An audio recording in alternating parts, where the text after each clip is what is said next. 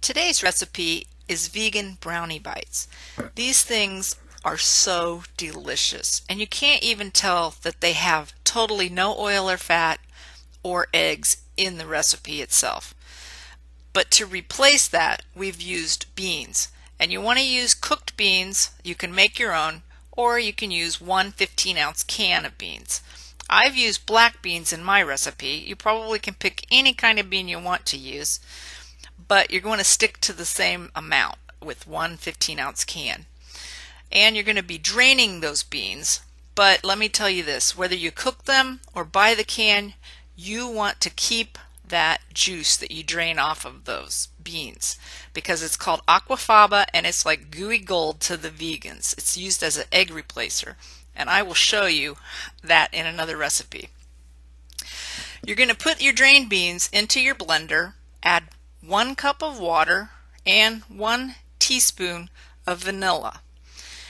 This is going to be the wet ingredients to your recipe. Blend that until it's very well pureed, and then you're going to want to sit that to the side and prepare things for the dry part of the recipe. Prepare a large mixing bowl. We're going to measure our dry ingredients into this bowl, starting with 1.5 cups of all-purpose flour. Now this is just organic white flour that I got at the store.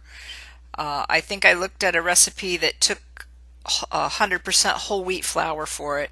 I would not advise using any other kind of flours such as oat flour or other kinds of grain or seed flours. It will mess up the consistency, along with you'd have to readjust the liquid portion of the recipe. So let's just stick with all-purpose flour. And to the flour you add 2 cups of sugar, and I used white granulated sugar, 1 teaspoon of salt, 1 teaspoon of baking powder, and 1 cup of cocoa. You could also choose to use raw cacao or carob powder. And I usually use carob powder in these recipes. Carob is a seed that comes off of a tree, and they dry it and powder it up, and it does taste just like chocolate. I couldn't find my powdered carob, so I went ahead and just used cocoa, and I had some of that.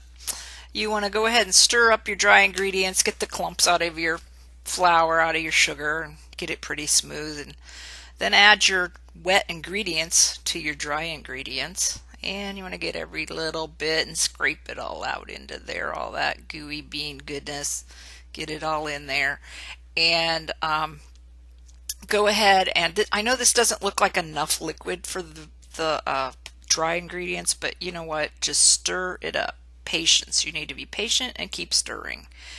And one other option you could choose to do with this is add nuts. You could put walnuts in there, pecans, you know, whatever you want to. You could put chocolate bits in there too if you would want to add those.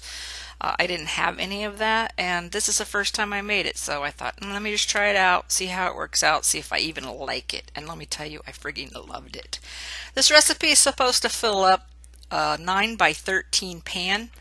I did not want to use a 9 by 13 pan, so I used a little mini muffin dish. I did not spray any grease in it. This is a non-stick surface, so I just scooped it out by this a 2 tablespoon scoop, filled it up, and I still had a little batter left over.